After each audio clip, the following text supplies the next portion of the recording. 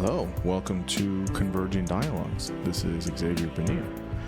On this episode, it is a special episode as I am trying a few new things out, as I've mentioned before, that I would be doing on the podcast. One of the reasons I started the podcast was to, not get stuck in echo chambers, right?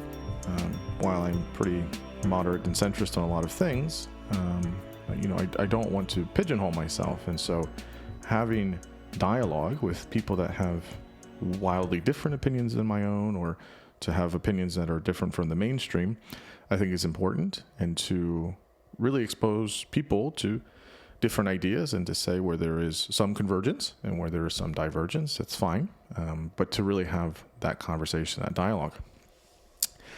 On this episode, this is the first of hopefully many.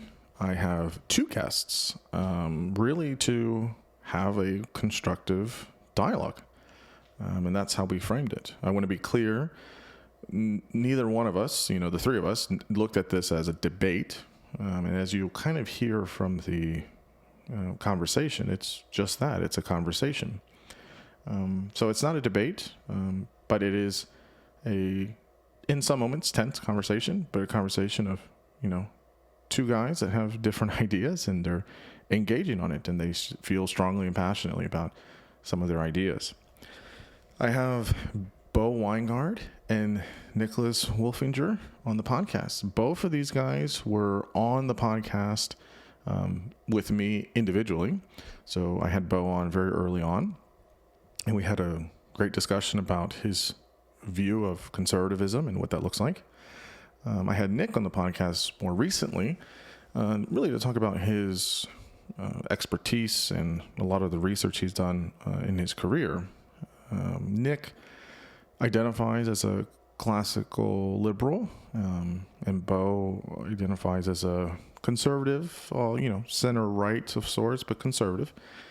And so we took that loosely to try and say, okay, how can we have some dialogue about that? They both informally kind of mentioned they would be down to doing it, and then we had a bunch of messages and exchanges, and we agreed to, give it a shot. So this was our attempt at giving it a shot. This is my first time doing this, obviously, and I think it was each of their first time as well. So, so we start the conversation with, general introductions.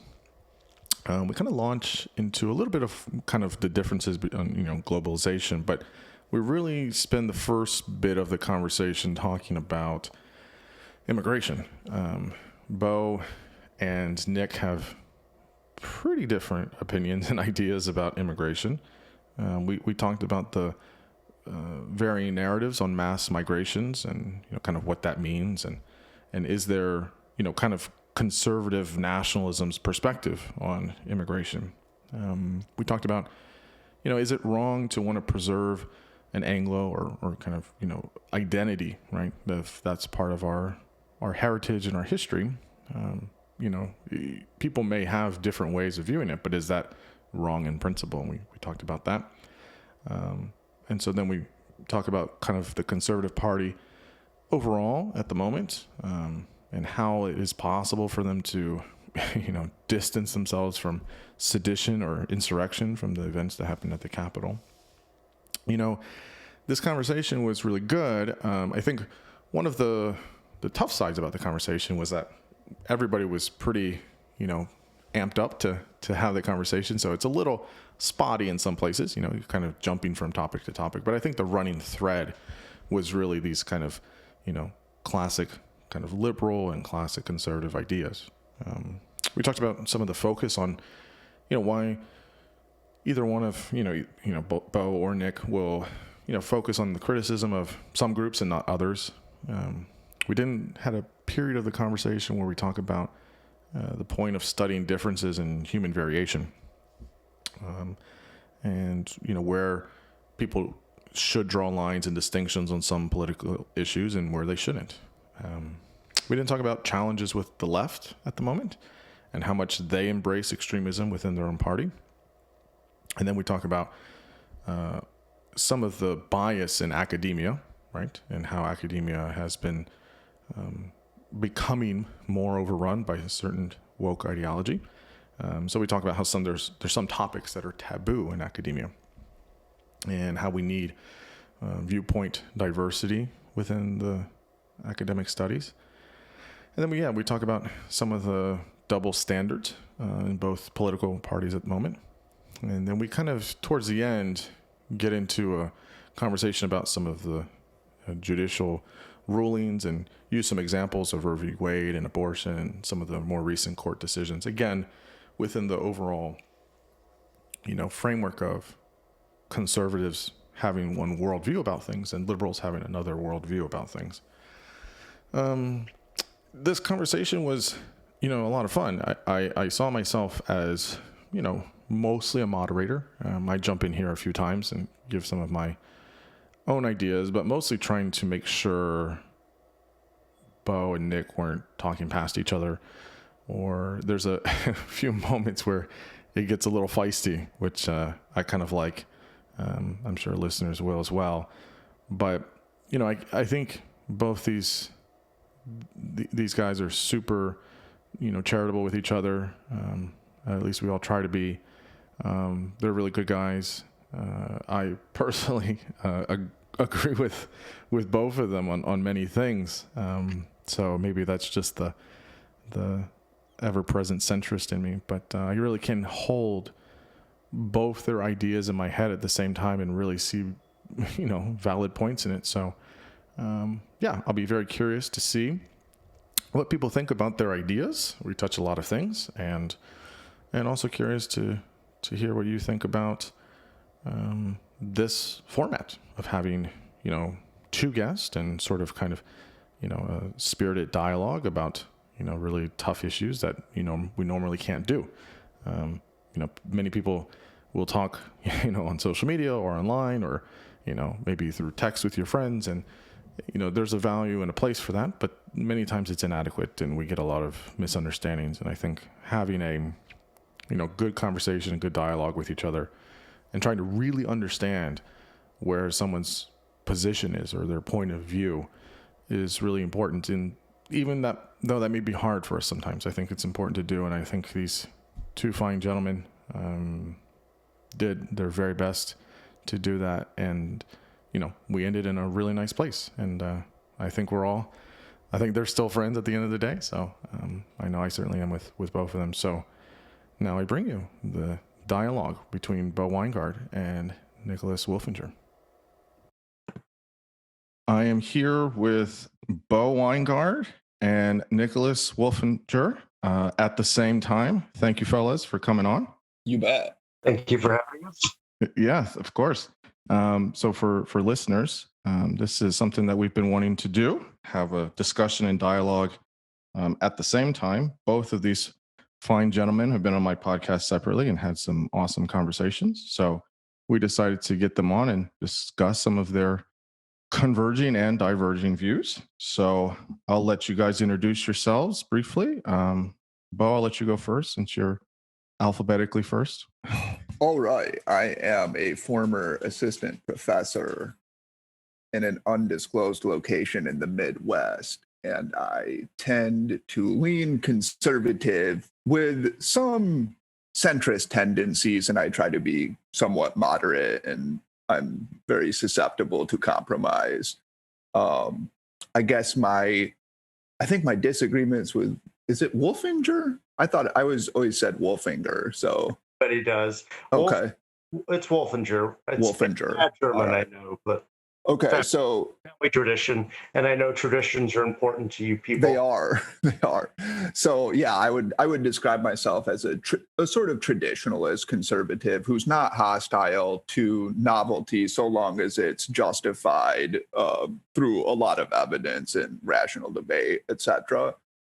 We can get into that. I think where Wolfinger and I disagree, or we have disagreements, is probably about the perniciousness of wokeism, the pervasiveness of wokeism, especially in the academy, and how dedicated to real research the academy is anymore and how biased it is and how much we can trust what is coming out of it. I think those are probably our major areas of disagreements. I think we disagree about the courts and, I don't know, Roe v. Wade and other stuff too that we can get into, but I think that seems to be the fundamental disagreement. So that's what I look forward to talking about. Okay, great. Nick? I'll agree with you on that last piece, if nothing else. I'm Nick Wolfinger. I'm a professor at the University of Utah in family and consumer studies and sociology, where I've taught for over 20 years. My PhD is from UCLA in sociology. I split my time between Northern California and Salt Lake City. And kind of like how Bo had illustrated, where he had kind of gave his view of his brand of conservatism / centrism. Where do you typically fall on the political spectrum, and how you kind of the prism in which you're seeing things within politically, and then also within academia as well? Sure. I consider myself a liberal and have been my whole life. Liberalism is my belief that the government has a vital role to play in both safeguarding the well-being of the nation and improving the lot of its citizens. I think it has key roles in both financial and monetary policy. It should secure efficient markets and equality of opportunity while tamping down income inequality through both progressive taxation and redistribution. It's to secure the individual rights that a majority of Americans favor. I think I structured that sentence poorly. I'm not saying that as a general principle, but very specifically, the rights that Americans do favor, such as reproductive rights. America should pursue a foreign policy of liberal internationalism as inaugurated in the Truman era. We believe America is an exceptional nation and should preserve its preeminence through international alliances, promoting freedom and democracy, although not the point of a gun. In theory, conservatism means to me a Burkean gradualist approach to American policy, both foreign and domestic. That having been said, I think it's only Federal Tribune in the last 40 years has been the first President Bush who's successfully embraced both liberal internationalism on the foreign stage. When faced with any problem, Bush's first response was always, "So what if we do nothing?" That's a conservative response. In contrast, the other three Republican presidents over these years have all been radicals. The conservative movement in America, however, is bankrupt, having gone all in on Trumpist reaction and subversion of democracy. Even before that, it had long since ceased to govern, having been the party of obstruction. The idea that government should do nothing at all rather than seek through either liberal or conservative means to make its lives better for the citizens. It has a very unpopular economic program of what I think Paul Krugman actually accurately calls zombie Reaganism. It can never win a fair majority in America, so it relies on gerrymandering, voter suppression, and the structurally undemocratic features of the American political system. As for the academy, I agree with Bo that there are parts of it that are unproductive. I think we can all agree there are parts of it that are unproductive because they're engaged in what I tend to think of as radical subjectivism, postmodernism, and shit like that. I don't read it because I think it's stupid. So perhaps I lack the the right language to discuss it. But can't speak for the humanities, where there appears to be a lot of it, because I'm not in the humanities. It also seems to have a strong foothold in ed schools. But I can speak for the social sciences, and there's just not a lot of it there. And the social sciences continue to do what they've always done, which is produce research. Now, you sort of ally the concerns about wokeism with another question about the academy having a liberal bias. I don't deny that. But those are two different issues. Okay, so can we go back to you just laid out a lot. Yeah, well, it's an introduction.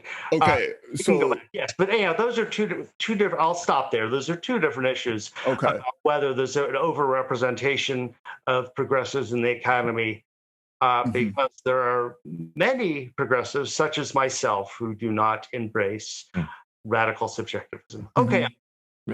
Thanks. Bo, go ahead. Yeah, I mean that's great. So going back to the start of it, I actually agree with most of the initial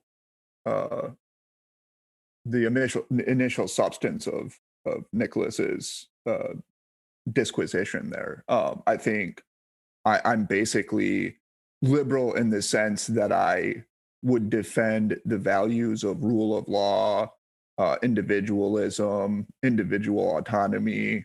I would also want a federal government that is active in the economy and that attempts to ameliorate economic inequality. I like Truman foreign policy. I would defend Truman foreign policy. I think we should preserve our preeminence in the world. I agree that I would do it less belligerently, if possible, and more through treaties, etc. NATO, working with European allies, TPP, I would have support, or I did support and would support. So those kinds of deals and arrangements. I think where I would disagree a bit, I found the history of conservatism a little unfair and tendentious. I do agree about the sort of bankruptcy of what Krugman calls zombie Reaganism. I think there's a zombie Reaganism problem both economically and culturally in conservatism. And I don't think that's Burkean. So I agree with Wolfinger that it's not really Burkean. It's more of a part of the conservatism movement that took over in, say, the 50s, 60s with Buckley and some of those figures, that was much more sympathetic to libertarian ideas and a little bit more radical than conservative, in my view. And I don't like that, and I would fight against that. I think that the Trump movement, now Trump himself is a despicable human being, just loathsome. I have nothing good to say about Trump. I've been disgusted by his post-election behavior, which I think was mostly predictable, which is why I didn't support him in the election, which a little bit worse than I predicted, but basically predictable. But I do think the populism that he has tapped into is actually, there are good elements to it. And I think that coalition, that political coalition, is, however clumsily, attempting to deal with some of the real challenges that the United States faces. Probably the primary challenge is rapid cultural change caused by globalization, mostly caused by mass migration and demographic change, which are things that a lot of people care about. And the reason that tends to manifest as populism is because there tends to be a mainstream elite consensus that globalization and mass migration are good things. And so that conversation gets pushed out of the mainstream and it tends to get picked up by populists. And I don't like that it gets picked up. Can I ask you not to use or qualify the use of the word globalism, because you seem to be conflating the free movement of capital with the free movement of people. And I mean both. Those are different things. Right. No, I agree. They are different things, but I mean both of them. So, for example, trade with China has had consequences, some pernicious effects on certain segments of the economy, as David Otter and other people have shown. That's one part of globalization. Another part of globalization is mass migration. I agree they're separate, but I'm saying both of them have consequences, some of which are detrimental to certain segments of the United States population, or the United States population they don't feel comfortable with it. So, for example, massive demographic change, a lot of people are afraid of that, worried about it, or alienated by it. So let's just focus on mass migration, because I think that's an easier concrete issue. There are lots of people who don't like mass migration. They don't like the fact that the white population has dwindled from 84% of the population to 62% of the population in 50 years. That's a lot of change. Now, we can call those people bigots or whatever, and a lot of people do. I don't think that's productive. I think there are legitimate concerns there.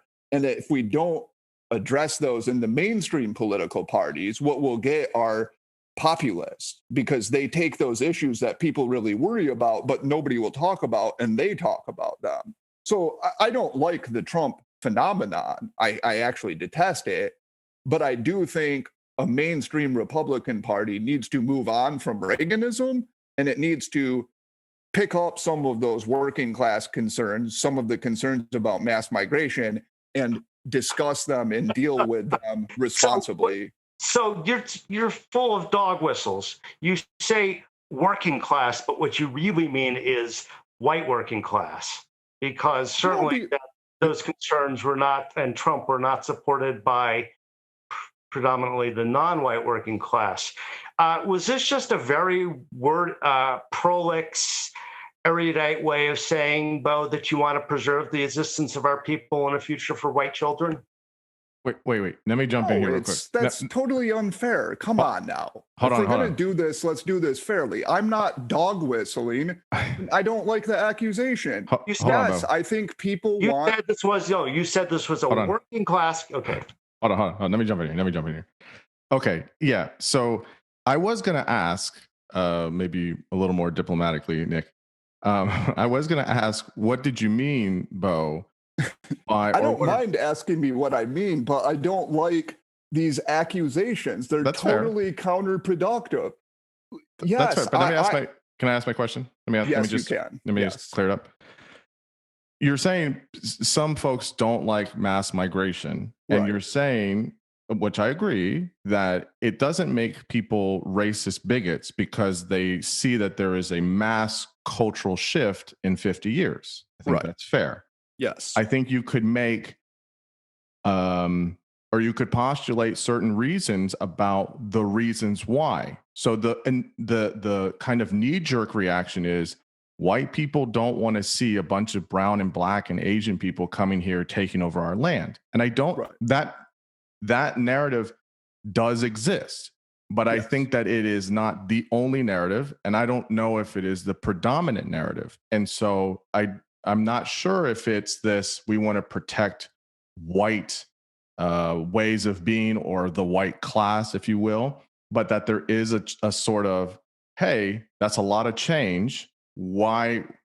What do you think are some of the reasons why people may resist some of the mass migration issues? I'm happy to take that up, but don't want to let Bo off the hook so quickly. Yes. When he said working class, he meant white working class. No, because so what did you mean, Bo? I was talking about two separate things. So what I would like to see is a Republican Party that deals with mass migration, which I care about. But then there's a separate issue of, I would like to see a broader, ethnically diverse working class coalition. So it is the case that Trump actually did reasonably well with Hispanics in, say, southern Florida and some areas of Texas, for example. I would like to build on those gains. I'm not just talking about white working class there. Now, to your question about mass migration, I think there are multiple reasons people don't like mass migration, or some people don't like it. Can you define the term mass migration? Pardon? Can you define the term mass migration? Large amounts of immigration. So millions of immigrants every year coming into we can focus on the United States. It would be millions of immigrants into the United States. I think the fact that they are not European matters. We can decry that. I don't decry the fact that people care about that, because we're an Anglo country, and I don't have a problem with saying we should attempt to preserve the demographic situation that we have right now. I don't want to go backward, right? So I'm not in favor of booting anybody out or anything. I think that's a non-starter, obviously, because it would be heinously immoral. I am in favor of pausing demographic change because I think it causes a lot of different kinds of problems. It's hard to know all of the psychological reasons that it causes problems, but I think there is overwhelming evidence that people do have ethnic affinities. They have natural ethnic affinities. We can say those are good or that they're bad, but people have them. And that does mean that noticing a shift in the demographics of a culture will cause tensions in that culture, and it will undermine social cohesion. And I worry about that. I don't think the framing it as safe for white babies in the future or whatever is a particularly charitable way to do that. I think that just makes it sound like it's this like racist concern.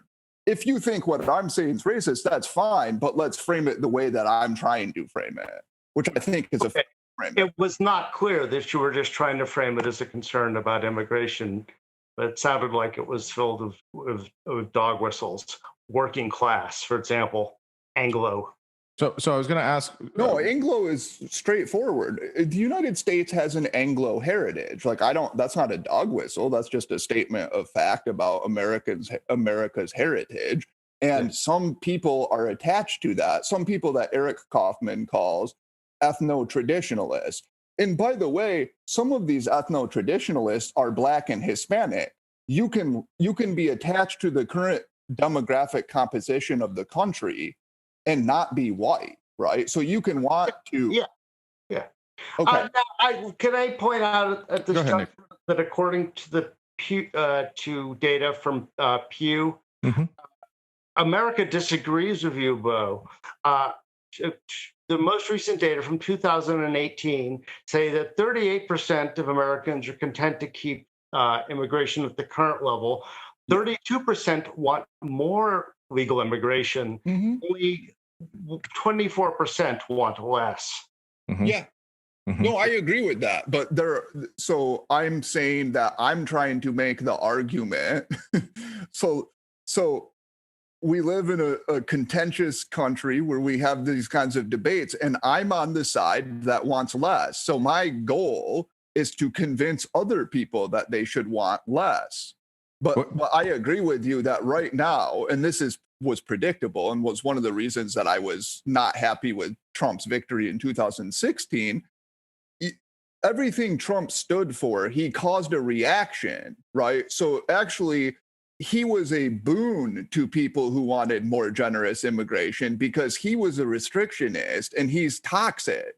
And so people saw him and they thought, oh, this is just motivated by crass racism, right? And I think that he actually hurt the restrictionist cause. But I agree with you. I just think it's my goal is to persuade other people that they should become restrictionists. but let me sorry, Nick, let me jump in here. I think I don't want to speak for Nick, but I think maybe for him or maybe for other folks is as soon as you say, I want less immigration, or I want less people coming in here, or I want to significantly reduce it, it has to me, it's half an answer, because then it's saying you're not necessarily, or people that hear it, they don't allow you to say the other part of it, but it is okay for what purpose, right? So what is the reason? I think for most folks it will say, we just don't want anybody coming in here. We just want to keep the status quo, or we want to keep, the white class or whatever. I don't think that's what you're saying, but you have a reason why you don't want so many people at such a small amount of time to come to the United States. Can you say very clearly what that specific reason or reasons are for significantly reducing at one time mass amounts of people coming to the US? But let me say, I think that wanting to preserve a country, there's nothing wrong morally. In fact, it's morally completely defensible to want to preserve a country's demographic characteristics. I think that could be a reason in and of itself. So I don't expect Japan to want to change its demographic composition that much. If they're not happy about having a bunch of Western Europeans come into their country, I think that's perfectly reasonable. So I guess, like, to me, that's not immoral in and of itself, and it's a perfectly legitimate reason to want to have a restrictive immigration policy. Do you disagree with that? I mean, you might disagree with my claim and say, well, I want a more generous immigration policy, but do you disagree that it's a morally legitimate claim? Nick? I would not. I applauded Biden's position in the debates where America should work to increase immigration by highly skilled and trained people. I think that would be to our advantage. I think Canada has, shown, Canada takes a lot of immigrants, and also there's, very broad consensus about Canada's immigration. So I think there's certainly some lessons to be learned there. But by the way, allow me just to interrupt. I don't know how animated I was before, but I didn't mean to get too animated. No, you're fine. You're fine. You're fine. Okay. But that's on principle, and I hear your claim, and people sometimes use Japan as an example. Yeah. I think that one way of viewing the historical legacy of the United States is that it is a country of immigrants. I mean, it's very hard not to see that claim. That's okay. It doesn't mean it has to continue being that way necessarily. But so again, that doesn't seem though that's your reason though. Your reason is... But I actually do disagree with that. I mean, That's a claim that a lot of people make. But the fact of the matter is, and I'm not saying whether this is right or not, but the fact of the matter is, just empirically, just factually, for most of its history, America attempted to preserve a European population, right? I mean, the immigration policies were specifically tailored to maintain a European dominant population until 1965. And even then, in fact, if you look at the Hart-Celler Act, which passed in 65, which led to a lot of the chain immigration and a lot of immigration from the Western Hemisphere, yes, they didn't think that it was going to do that. And the people like Ted Kennedy, for example, said this will not have much of an effect on the actual racial composition of the country. It was... People argue it was a bunch of unintended consequences of the 65 bill. So I don't think it's true just as an empirical fact that we're a country of European immigrants. That's what was intended, at least. Now, if we want to change that, that's perfectly fine, but that is a fact. Yeah, that's a finer point, but the point still remains is that you have waves of immigration. Mm-hmm. The region of the immigration is mostly Western Europe, some Eastern Europe, right, but mostly Western Europe. But it's still a nation of immigrants. Starting in the late 19th century, it was predominantly Southern and Eastern Europe. Yeah, it moved to Southern and Eastern. But then in 1921 and 24, they tried to change that. Yeah. So we can argue, I think there are two things, right? One is I like Anglo culture, and I want to preserve Anglo culture. And I think that probably requires a certain demographic percentage of Anglo people, right? Because I do think that there's a connection between peoples and culture that's not completely arbitrary. That's one. You're the first American who's ever defended strained peas and kidney pie. I don't get the reference. You just said you like Anglo culture. Those are typically Anglo foods. Yeah, those are shitty English food. I'm not a fan of Anglo food per se. Food is part of culture. Yeah, well, so... What part of that culture do you like? Well, that's a fair question. Yeah, so I think if you look at the globe and you were to ask, what countries would I prefer to live in? They would be Canada, the United States, New Zealand, Australia, and England, or Britain, however you want to map that out. Sure. Those are all countries that are predominantly Anglo. They have Anglo conceptions of limited government and on, Anglo culture, they speak English, etc. That's what I'm talking about. Why would you prefer to live in one of those countries as opposed to somewhere else in Western Europe? France, Germany?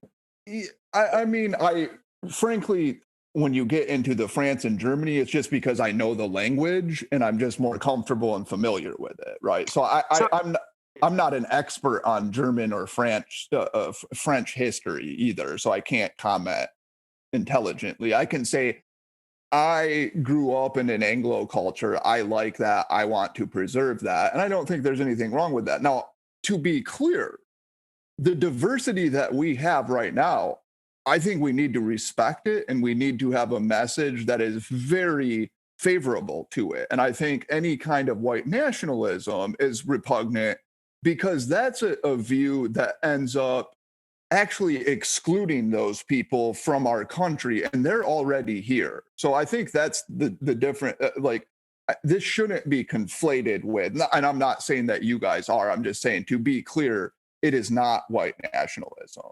Mm-hmm. So why then have you spent so much of the last few years identifying as a conservative while attacking the left? How do you, wait, before you answer that, Bo, what lane or what leap are you making with that, Nick? Yeah, I'm not. I'm trying to reconcile what Bo just said with the position he's taken publicly so many times. I'm still perplexed. I'm not following. So I'm a little confused too. Okay. So I'll keep trying. Sorry. Are you making? I don't want to put words in your mouth. Are you trying to say that there's some alignment with conservative principles that has some affinity for Anglo-centric types of ways of identifying in the United States, or? Bo has just said we need to, he wants a more restrictionist foreign policy, but we need to respect and embrace the diversity that is already here. Mm-hmm. Yet all he does publicly is attack American progressivism. Oh, so you're thereby, thereby, defending the party that proved to be an insurrectionary party. Well, okay, so I think that's a bit tendentious, and I'm not. This is what I don't understand. It's like, let's aim for charity here. It's not an insurrectionist party. It was a Republicans are an insurrectionist party. Okay, but how are they not? Okay, first of all, this is a complete misrepresentation of my Twitter. I denounce Trump all the time, actually at great cost, right? I lose thousands of followers when I do that. I lose Patreon supporters. So the notion that all I do is do I criticize progressivism a lot? Yeah, I do, but that's not all that I do. I do criticize Trump quite a bit, and I get some very heated comments for that. Now, to call it an insurrectional party, I think is completely unfair. Are you saying that Ben Sasse is a proponent of insurrection? No, but the majority of congressmen in the House of Representatives supported overthrowing a democratic election. Yeah, now, you can make the case that they knew it wasn't going to happen, and this was just a virtue signaling, but they were still willing to stake out that position in public. They're now backpedaling like crazy, providing cover for what happened on January 6th. So I agree. If we're talking about what happened in the House, the 138 or 9 votes, I can't remember what. That was that's despicable. I think that is a disgrace. I don't like that at all. In the Senate, though, it was only 7, and I don't like Cruz or Hawley for doing it. I disdain that, but I don't think it's fair to say that the party supported that. And for example, the National Review, every single person at the National Review has denounced this vehemently. Even people who were pretty sympathetic with Trump, such as Andrew McCarthy, called for impeachment and conviction. So, I mean, I get your point. Look, there is an element of the right that is disgusting, and I do call them out, and I don't like them. But I'm not going to let that minority of extremist radicals. How is it a minority? How is it a minority at this point? Well, what are we talking about specifically? I don't think the conservative movement as a whole, talking about 74 million. Well, okay. A lot of the voters would be favorable to things that I consider disgusting, right? And I agree with you there. And I think that's why you need institutions to discipline voters, right? So I think it's important. They're failing. They are. I agree. They are. Don't worry, Bo. I'll get you some of my adrenochrome. I'll just say this, Nick. I mean, I hear. I don't think you guys are disagreeing necessarily. It does feel less. I mean, yes, the facts of it are who voted for it, and a majority of the voters and for Trump in the election. But to say an insurrectionist party is that's a hard starting point for dialogue. I think. But we all agree that something really catastrophic has happened, something that fucked with my civic nationalism, something that was horrific as a patriotic American. Mm-hmm. But I totally agree with that. And I think if you look at my public activities since then, I have disdained that and have spent a lot of time talking about it and denouncing it and saying this is exactly why supporting Trump was such a stupid decision because he's a reprehensible human being. And I agree that I think there are lots of voters on either side who have wait very fine people on both sides, perhaps. No. I think that there are lots of voters on both sides who would support incredibly illiberal behavior, because I don't think democracy is preserved by the mass of people. I think it's preserved by institutional elites. That's why I don't like populism. I think they address some legitimate concerns, but I'm an elitist. I think you need institutions and elites to discipline transient passions of the voters. And that's where the Republican Party failed, and why Trump is such a danger, and that I'm glad we flushed him out. I'll agree to some extent about elites and institutions. I'm certainly a believer in both. That having been said, I believe that the majority of Americans, not the majority of Republicans or the majority of Democrats, but the majority of Americans would together support positions that are reasonable and conducive to the preservation of the Union. I did want to go back to your initial question, Nick, which was you were asking why does Bo spend a lot of time publicly, kind of railing against progressivism or things like that, if he is for maintaining the diversity here in the United States that we already have. How do we interact with different folks in better ways? Their foreign policy stuff aside, which we already discussed, you were kind of asking basically how do those two things fit? Something like that? Something like that. Yeah. I say that to be not totally sure what you're getting at, but maybe Bo will, so it's okay. Okay. So the question is, if you're very much against. Yeah. I see what you're. Yeah. Okay. I don't see. I think most conservatives and let me rephrase that. Most conservative intellectuals, I think, are fully on board with the diversity that we have right now and do embrace it. What they don't embrace is this kind of narrative that the country is pervasively racist, bigoted, etc. And that I don't embrace that either. In fact, I think that narrative is like a poison that actually kills our ability to embrace diversity because it makes everything about race, and it causes bitterness and hostility among both certain minority groups and among whites who feel unfairly accused of crimes that they haven't committed. Okay. But you're forever engaging in something which, combines the worst features of synecdoche and nutpicking, where you take this view of progressive, the most woke progressive view of the identitarians, and then you're assuming that everyone on the American left shares it. That's something I see on conservative Twitter constantly, right? And it's such nonsense. But I don't think no progressives realize that there's innate intelligence. That all progressives, fully embrace the Robin DiAngelo / Kendi view of race. That's bullshit. It's garbage. It's nonsense. I don't think that's conservative fantasy. But I don't think that that's true at all.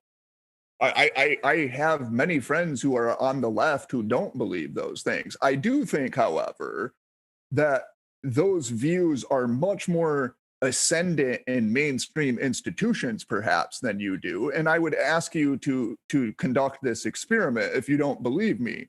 Write an article suggesting that there are partially genetically caused psychological differences between whites and blacks and see what happens to you. You can't. I'm not going to write that essay. Right. And the reason you're not going to is because you will be punished for it. Right. No, I have a better reason to write it. Okay. Who the fuck cares? What I think difference does it make in policy, in day-to-day interaction? I think it makes it's probably one of the more significant problems or scientific questions we can ask, I think, in social science. Whether blacks and whites are innately different, does it matter? Because if we want to understand how much of disparities in outcomes is caused by discrimination and how much of it is just caused by variation in traits, then we have to understand how much of the variation in traits is partially caused by genetics. I will defer to Steven Pinker and his handling of this. I think it was in The Blank Slate, where he made this point, right? Okay, he said, suppose it is true, then so what, right? And if you then presume a broader, a distribution of innate ability in America, and we want to craft policy around that, then how does it matter whether the people are black or white, right? It does. I mean, like Freddie Du Bois made this point, right? And there's no conceivable reason that race should figure into that, crafting a policy that's more receptive to innate differences, such as tracking in schools, right? I agree that it should. I agree with that. Policy should not take race into account. But what I'm saying is that we have this narrative that is rather pervasive, and I can go on the New York Times and find an example. I can find a quote from Biden or Harris in a second about pervasive systemic racism. Now, if we think that all human groups are the same, then we look at these differences in outcomes and we think, okay, there must be some sort of environmental cause. Now, my view is most of the differences are caused by intrinsic differences in the group averages on certain traits, in the same way that the differences between men and women in violent crime, it's not because our society hates men or is misandrist, it's because men have certain propensities that lead them to commit crimes more often. And I think it really matters that we understand the etiology of these behaviors. But again, so if you're crafting policy, how does it matter whether the people who are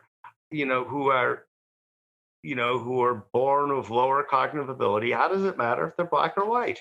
No, it doesn't. I said that, though. Why should we be doing, then how does doing research on racial differences and innate ability matter so much? Who the fuck cares, right? If you're not going to be differences. I'm just utterly perplexed by who cares about the causes of differences between groups attitude. It's like, okay, so let's take sex differences. Suppose that there was a narrative. No, we're talking about race. You're trying to change the subject. Right, because I'm trying to and you're also sort of muddying the waters by questioning, this notions of systemic racism, which is a different question. But it's not, because I'm saying that I expect to see differences in outcome between groups because I think that they have innately different traits on average, just average differences if you look at the bell curves. What that means is that when I see a difference in outcomes, I don't naturally think, oh, this must be caused by discrimination. That's why the cause of the differences matters, because if you think that the cause is entirely environmental, then you might be more prone to imputing it to discrimination. So the question is, for Nick is, well, who cares? Who cares? Why are we caring about differences? And for you, Bo, it's, well, we should care, at least nominally so, about if the differences between groups are 1 to 2 or 3 standard deviations, how can we understand what is a closer source of the difference? So then we can understand the outcomes. If the etiology is from some inherent abilities or not, or is it largely environmental, that would be important then in how you understand the outcomes and then how you certain things after the fact. Is that right? Yes. Okay, so I, was not, of course, I'm interested in studying differences more broadly, but let me commend Bo on a 100% increase in his repertoire of explanatory mechanisms, from just innate differences to innate differences and discrimination. As a social scientist, I will point out there are many other factors that could be responsible. Sure. And I, as a progressive, do not think racism explains all differences. There are many questions about environment. There are many questions about, this intergenerational transmission of socioeconomic status that have little to do with biology. So there are many other factors, and progressive, it's this tiny segment of progressives that seeks to attribute all of these differences to discrimination. So is your point? So people just say structural racism the way they 10 years ago said racism. Language evolves. Mm-hmm. So my original point, though, just to be clear, so I want to say what's going on here. I'm saying that I agree with you that there are lots of progressives who do not have these views and who are very reasonable. I talk to them all the time. Most of my friends are on the political left, in fact, on the far left. They themselves are afraid to talk about what they believe publicly. They don't want to talk about it because they're worried that it will hurt their job. And those people aren't going to denounce what's happening, right? And I want to, because I really care about that. I think it's bad for the left that there's this ascendant ideology that is profoundly illiberal and that gets people fired for studying the causes of human differences. I mean, that's very illiberal. It's anti-scientific, and it's dangerous in my view. And I think that people need to attack that. Yeah, I agree that, there are signs of left illiberalism. I decry cancel culture. Mm-hmm. People shouldn't lose their jobs over tweets. But, Bo, how fucking stupid was that to not wait till you got tenure before you started doing that research?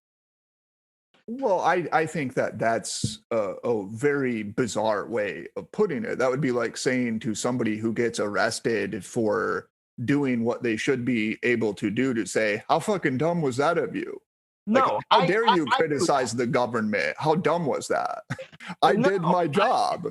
That's yeah, but part of your job is also, is also attending to the local norms and also preserving some sense of community with your colleagues. Well, to be clear, I had no problem with my colleagues. My problem was completely administrative. Right.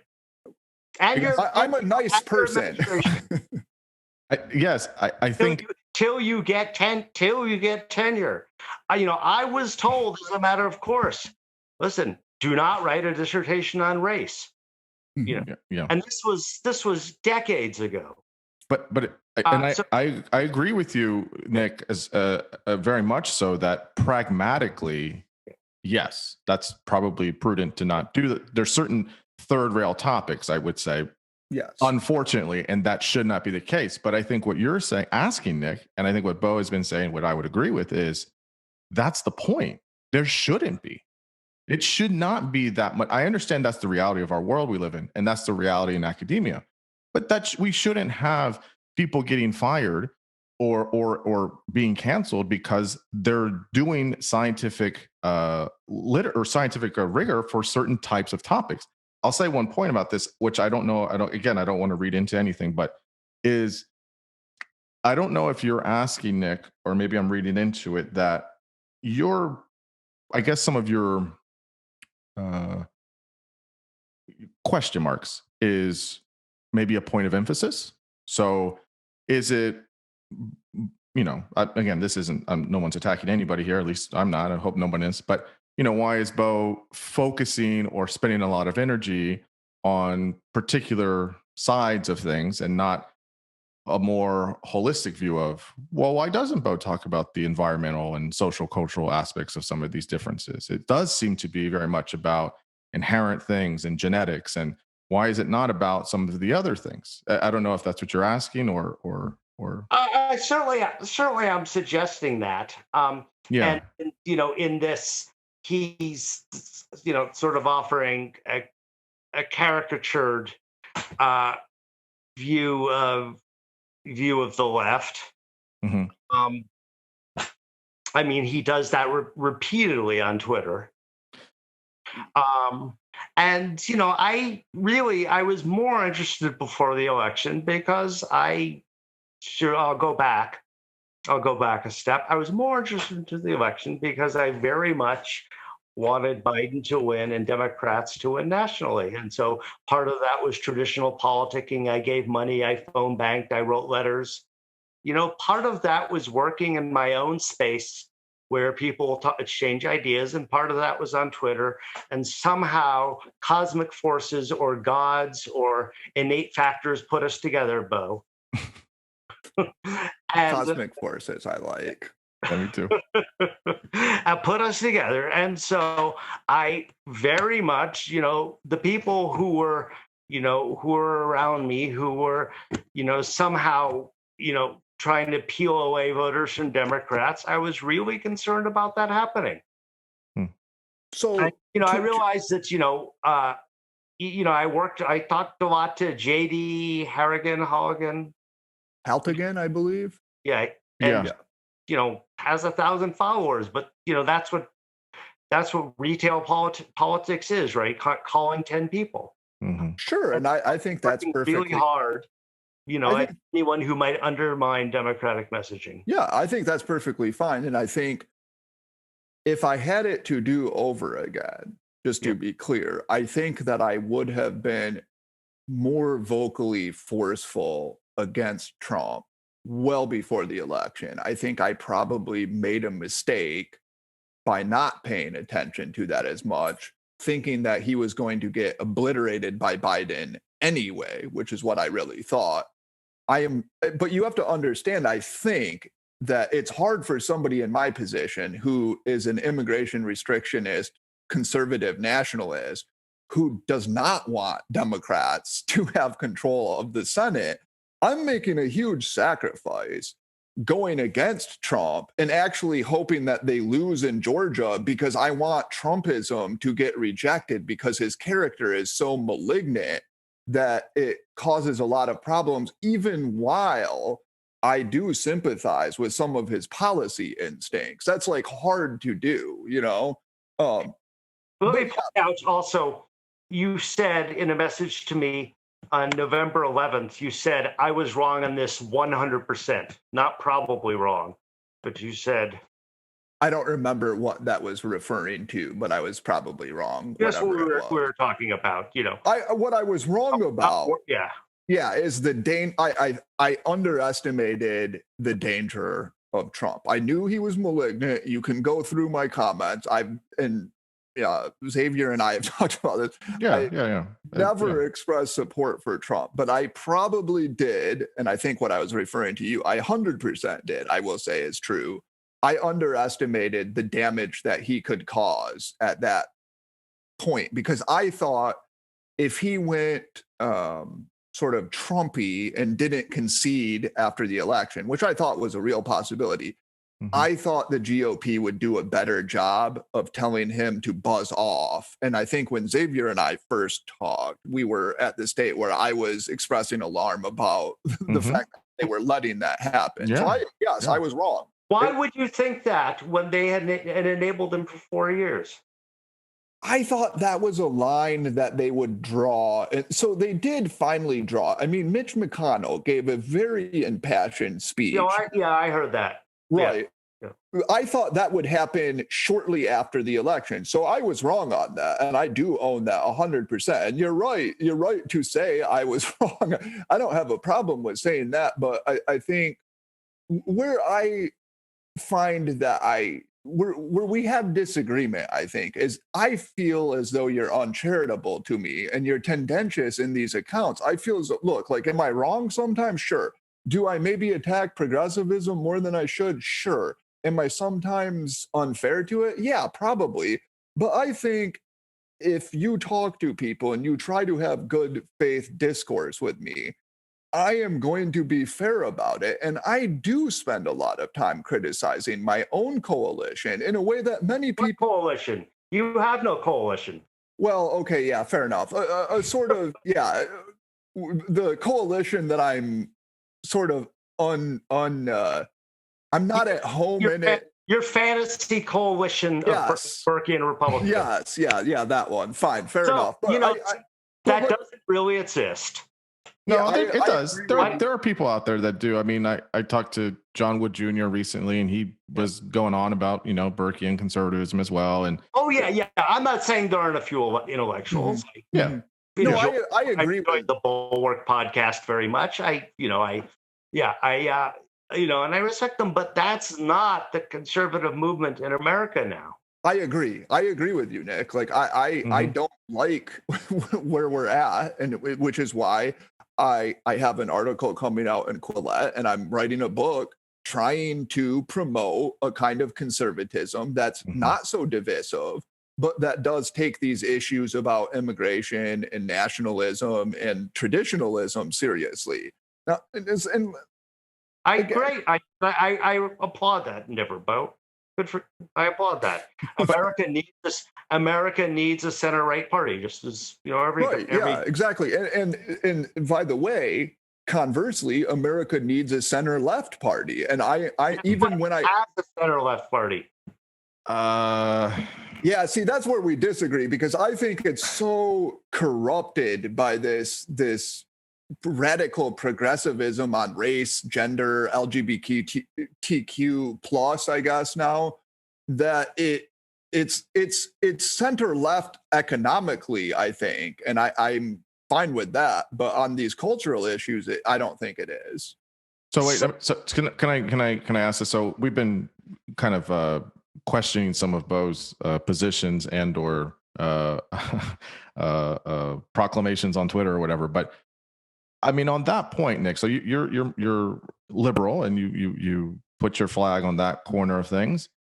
I mean, is it, difficult to see or understand that the left has been hijacked, at least culturally, by some more, I would agree, ascendant extremism on some of these things? And in so much that it dilutes all of the things they're actually trying to do. But that is way more pervasive since 2015, Yes. now in 2021. Oh, certainly you can see a more progressive media discourse. Now, I will say though that and I agree that people shouldn't get canceled for woke mobs. And I, reject the Kendi, Theology. view of race. That having been said, for the vast majority of Americans, that won't make nearly as much difference as the Affordable Care Act will. I think we all agree on that. Yeah. So,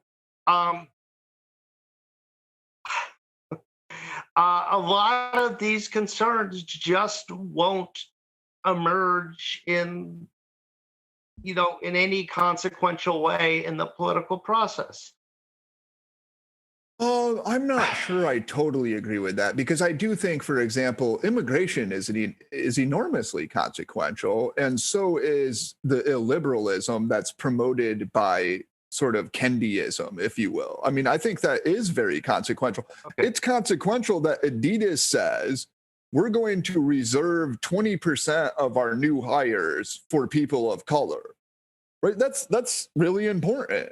It's very illiberal, and it's something that we should care about, I think. So, in other words, it's going to do what it's probably done for 50 years, or ever since the Johnson administration first introduced the idea of affirmative action. Well, I think this is affirmative action a little bit on steroids. But yeah, and I don't like affirmative action. I think it's not good for society. It's not fair, etc. And we can debate that. I'm deeply ambivalent about it. Okay, but yeah. I do agree with you, by the way, about ACA, the Affirmative Care Act, or PACA, if you want to do it, or Obamacare, whatever. Mm-hmm. And I do think it's a failing, and I am responsible. What's a failing? I'm going to get to that. There's a failing among people that might be called IDW types, of which I'm sometimes classified with. And the failing is not, I think, focusing on concrete policy issues and proposals, and focusing exclusively on culture war stuff. And I'm guilty of that too. I do agree with that. And I do care about those concrete policy things. I agree with you, although Ben Shapiro doesn't have that problem. Okay. but okay, but so again, so I kind of lean a little bit more with you on this one, Nick. Again, I'm not trying to take sides here, but I have typically tried to say, yeah, this stuff is, this culture war stuff and Kendiism and, the whole diversity, inclusion, equality stuff. You were going to see this here and there, but it's not widespread. And I still hold some version of that. I do think if I go and talk to my neighbors, or I go and talk to, people in, downtown or Main Street, they don't know this stuff, right? They don't give a shit, right? They care about, how do I not get sick at the moment? How do I, feed my kids, and how do I keep a job, and, retirement, and all those, basic things that the current Republican Party will fuck with. Well, I don't like that. Okay. So here's a question I had discussed with people. What's the worst cultural progressive thing the Biden administration can do? And one answer people had was something that I think that they fucked up. That is, that has of some personal relevance, and that's what they do of sexual misconduct on campus, right? Mm-hmm. I think DeVos had that right, and the Biden administration will fuck it up. Mm-hmm. And that's wrong, and that's bad. But guess what? That's going to affect 1,000 people, maybe.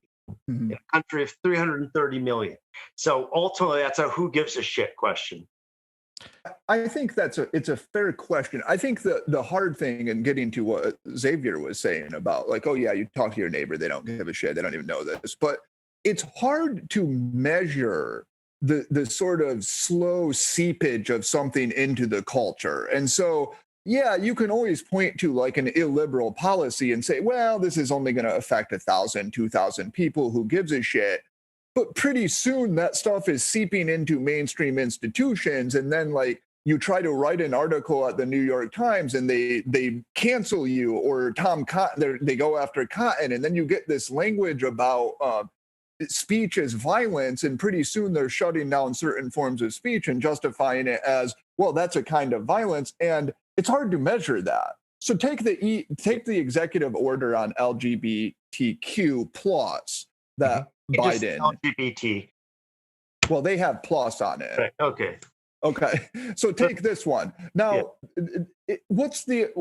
how many people are going to be affected by the fact that trans women now have to be allowed to play women's sports in high school and publicly funded universities, more than likely, according to this executive order?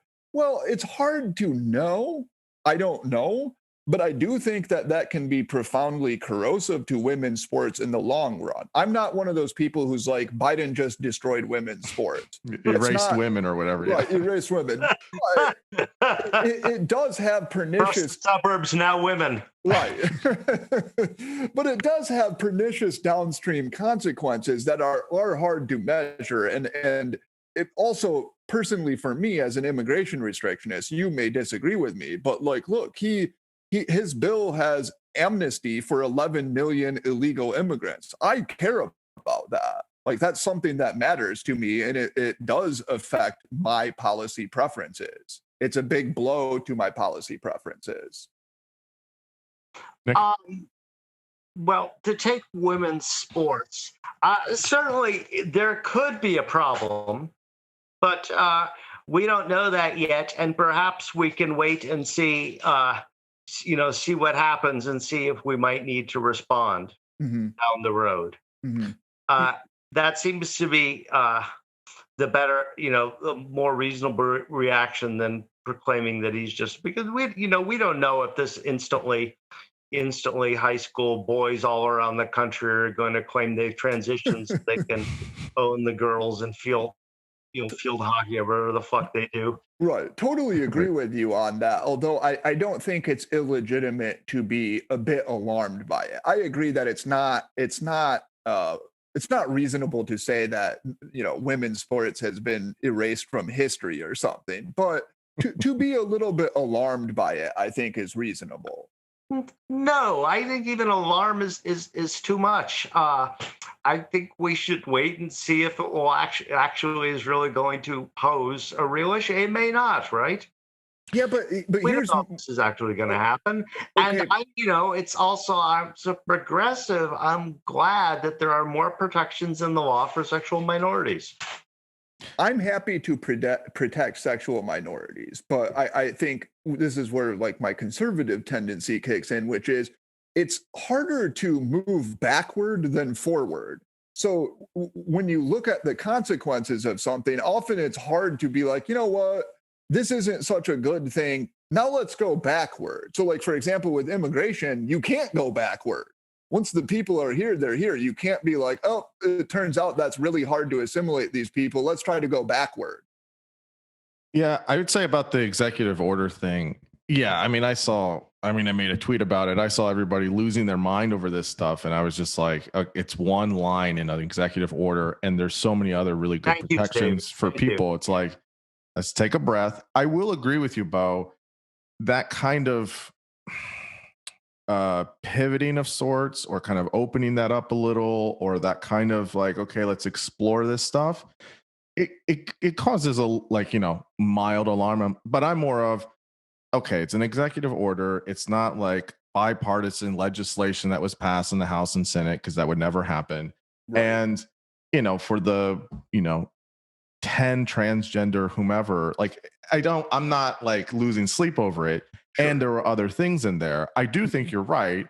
we have differences on immigration, Bo, but Right. that does have a little bit more implications. I've said this before. I want to invest in the people here, and many of these people have lived here for 20 years, and they pay taxes, and they don't have legal status, and they can't vote. I'm more concerned about that than I am about one fucking line about, do girls and boys use the same bathroom? I don't really give a shit, right? I'm not like, oh my God, here it is. This is happening. Biden was the Trojan horse. We all fear. I don't really give a shit. I think that's a very. Have you received your date for the transition camps yet? Right. right. I think that's fair. It's a very fair attitude, and I obviously I'm more conservative than either of you, and Xavier, to the extent that we've disagreed, it's usually been on a few of these cultural things, like I think we were debating Biden said we're going to prioritize all of these races in business, and you thought I was overreacting, and many people, we had a very good spirited conversation. It's a fun debate. It's a fun conversation. But what I would say about the trans thing is, and now again, to be clear, I am 100%, and Nick and I have had this, so maybe this is a good conversation to have, where I care about procedure a lot. So I don't think that a trans person should be fired from a business. I don't think that a gay person should be. In fact, I would find that repellent. But I don't think all your conservative friends wanted to enshrine it to the law that they could be fired. But I don't think the courts should do that, though. I think it's a mistake to usurp judicial power to do these kinds of things that are clearly not in the Constitution. I don't think the Constitution speaks to should you be allowed to get fired or not if you're homosexual. Do you see yourself as an originalist? No, because I would consider myself a pragmatic minimalist. I think that the Supreme Court should stay out of politics as much as possible. Okay, so I did want to ask. We can keep going on that track that we were on, but you guys did bring up academia and kind of wokeism in that way, and Nick feels that it's less that the social sciences. We'll just stay with social sciences because that's. I don't do research, but at the moment, and I haven't for a while, but that's our kind of world. And so you guys do that. And when Nick was on, him and I had our episode, we talked about this, and, it keeps going. Social sciences keep going. They're still the premier journals. They still put out, good research. I would suspect, Bo, that you would think otherwise. There's definitely things you can't publish. There's definitely, kind of off-limit things. And so where do you guys kind of sit with that? So I think it's important to separate topics that touch on these sacred issues and topics which don't. Because I think if we're talking about topics which don't, there's no problem, right? It's just social science doing social science. Can you say what these issues are aside from race and intelligence, I think mostly it's perceived victims groups in general. So things with maybe Islam, homosexuality, transgender, and then like race and sex. I think those are like the sort of taboo areas, potentially taboo areas. Race is pretty clearly, I think, the most taboo area. And that really matters because a lot of social science is attempting to grapple with things such as prejudice, right? And if you can't be honest... That's a tiny part of social science is trying to grapple with prejudice. Well, it's okay, so that's fair. It's a lot in social... I was going to add to that, and social outcomes and the causes of social outcomes. And social psychology is much more dedicated to looking at prejudice. I mean, there are entire... like when I was in grad school, for example, there was an entire sort of like department, if you will, that was like the prejudice department. And there are lots of jobs for people who study prejudice, IAT, that kind of stuff. I think in those areas, social science is a disaster because there are just certain hypotheses that are not allowed to enter the discourse. And I think we've seen, and I'll give you two examples and then you can rebut my claims or whatever. But over the summer, for example, after the death of Floyd, things got worse very quickly, and we saw a couple of retractions of articles. Johnson and Cesario got retracted. They retracted themselves, but I think it was probably the pressure from a mob. And then there was one that just got retracted from, I believe it was Human Nature Communications or whatever, Nature Communications on female mentorship. And in both, the thing that was striking about both of those retractions is that the authors maintained that their data and analysis were correct, but maybe their extrapolations were wrong or there were some problems. And they were both things that had woke mobs after them. And now we're in this stage where we're now retracting articles that merely brush up against these taboos. And I'm very alarmed by that. I agree. That's a big problem. I agree with that.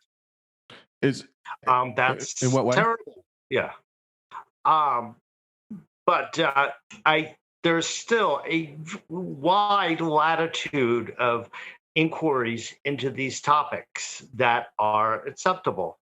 I have a thread that I reuse a couple of times, and the topic of race comes up when I'm, if I'm bashing critical race theory, which shows the presence of racism using several very different kinds of methodologies.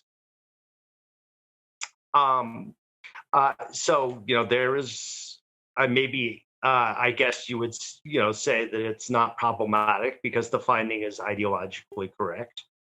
I published 7 years ago a book trying to talk about why women don't become professors, and the upshot of the book is it's mostly not discrimination against women.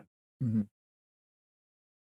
Not only was I not canceled for this book, I was, in fact, the first ever male keynote speaker at the University of Utah's annual Women's Week.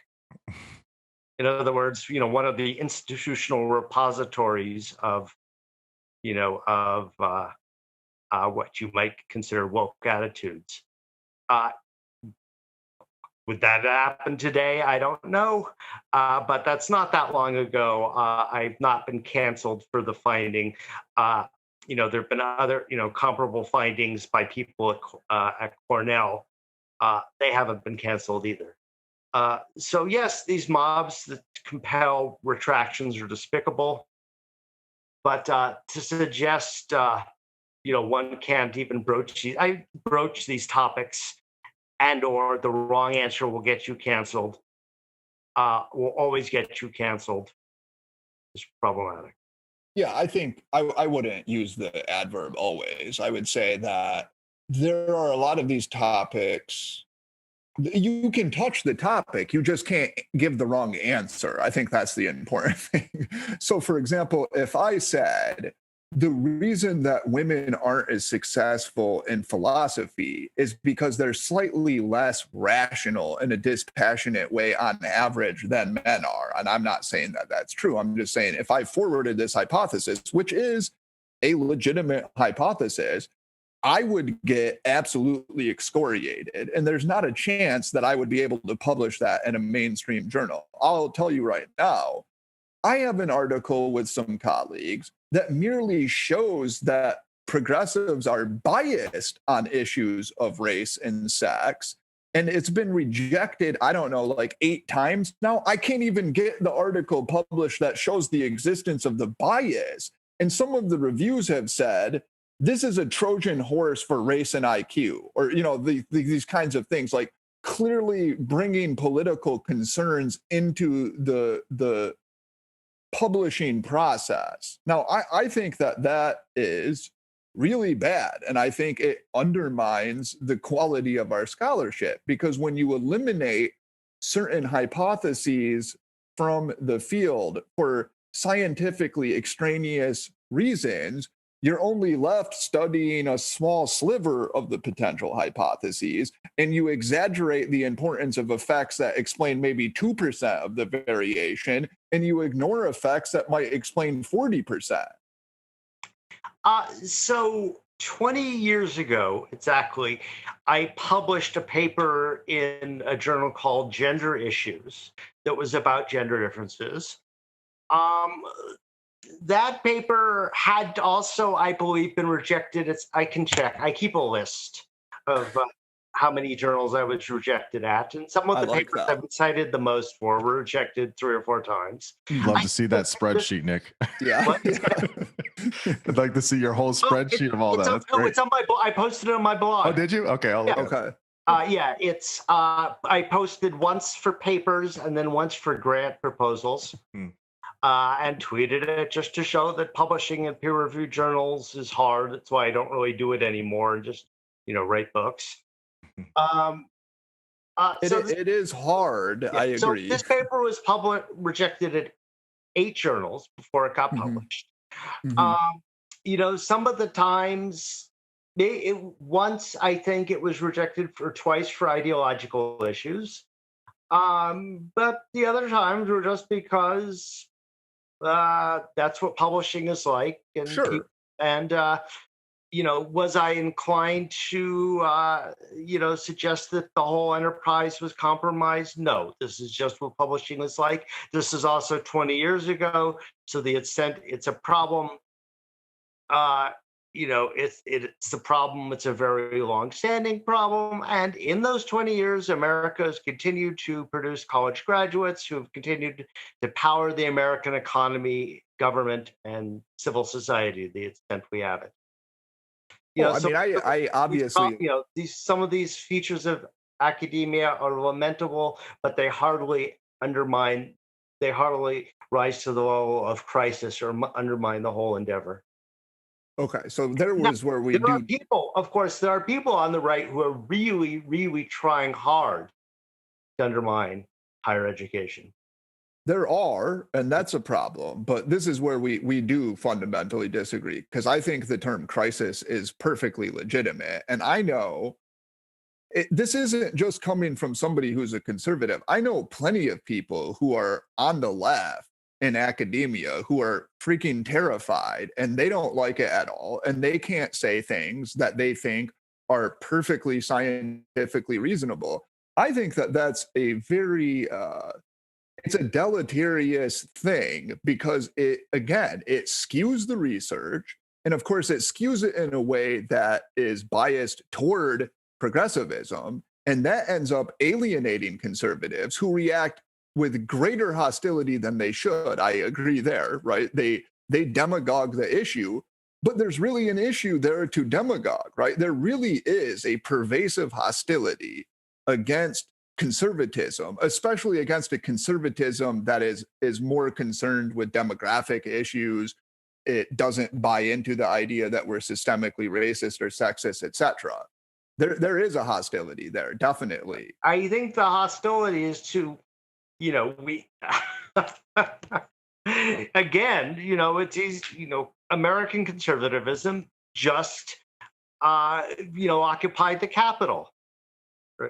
But even before that, that'd be like saying American progressivism burnt our cities down over the summer. I think it's equally tendentious and uncharitable. I mean, I don't think that... Yet our cities are still there, but the Capitol really was. Have you... there was over billions of dollars of property I know. Yeah, right. and it's fucked up. I've even written an article a few years ago attacking Antifa. Yeah, so you and I would... Right, but I'm saying... But that was denounced by, the most prominent American progressives, starting from Biden on down. Biden said Antifa is an idea, and he refused... Biden also denounced violence. He did. And numerous occasions. Denounced all that. Yeah. No, I agree. He did not give him credit for that. But to be fair, the notion, I mean, a lot of those protests were celebrated by the media. I can find plenty of articles. That's because most of them were actually protests. Right, but the Capitol was mostly a protest with idiots. Again, no defense of them. They should be denounced, and so should Trump. But most of the people there did not attack the Capitol. But I do agree. Look. So My point, though, is to suggest that the conservative movement is sort of synonymous with those people. Of course it is, because the majority in government is covered for it.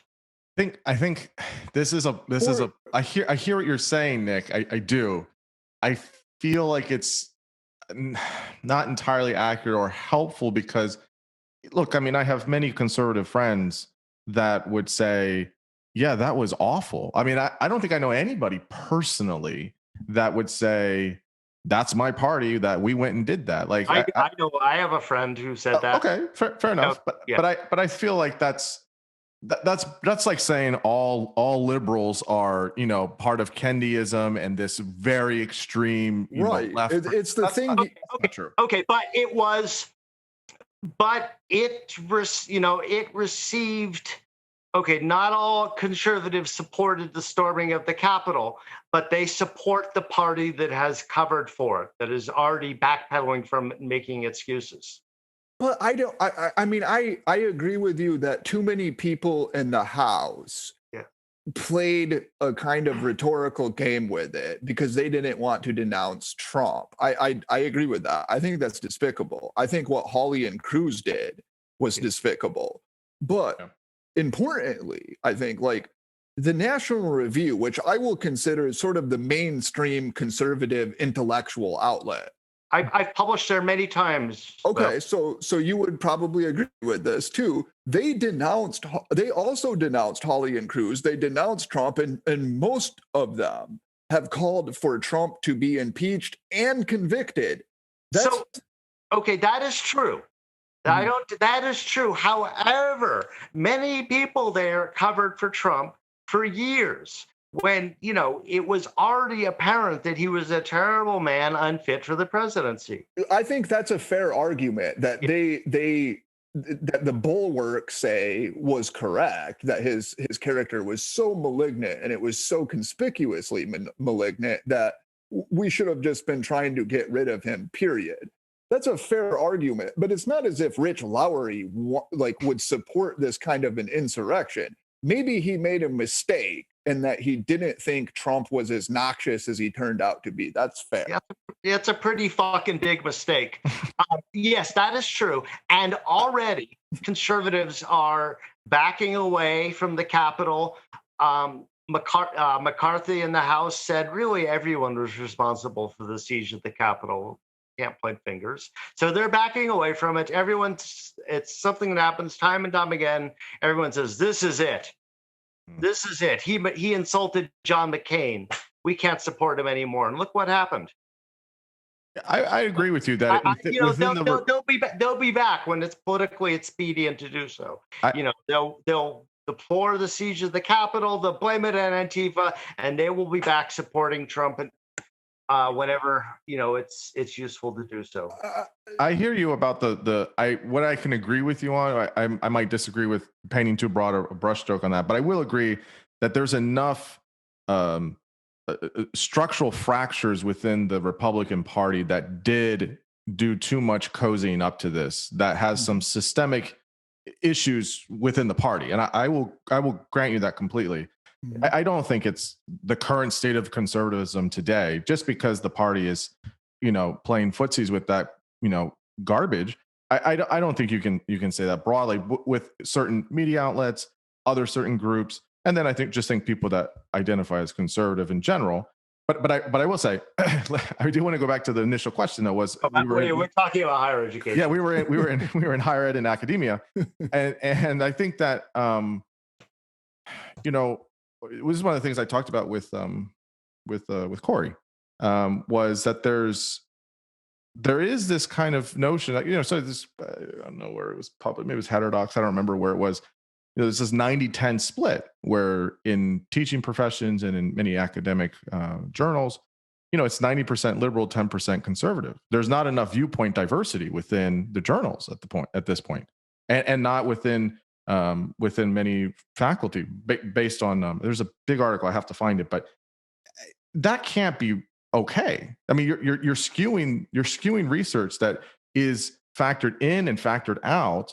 And so then when you have a party, or when you have people say trust the science, it's like, well, if it's all just people on the same side of things, and I'm not a conservative, right? I'm not a progressive either, but I would want there to be some. I don't want this gatekeeping of sorts. There should be more viewpoint diversity. I welcome that. That's why I'm a member of Heterodox Academy.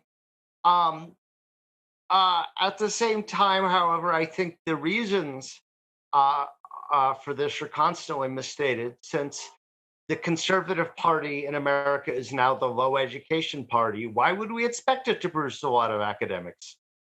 That's the first point. The second point is I strongly encourage everyone to read Neil Gross's book about why the Academy.